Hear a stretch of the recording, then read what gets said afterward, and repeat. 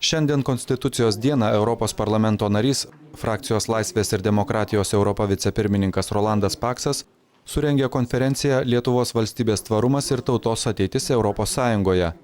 Joje diskutuota apie valstybių tapatumo, tautiškumo išsaugojimą.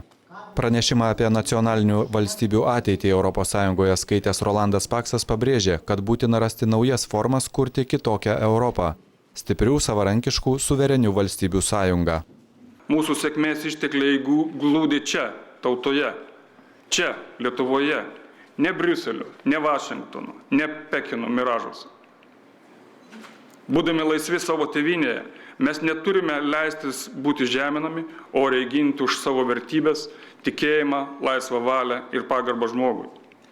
Konferencijoje dalyvavo Europos parlamento frakcijos Laisvės ir demokratijos Europa narys Juozas Imbrasas, pranešimus skaitė iškilūs visuomenės atstovai.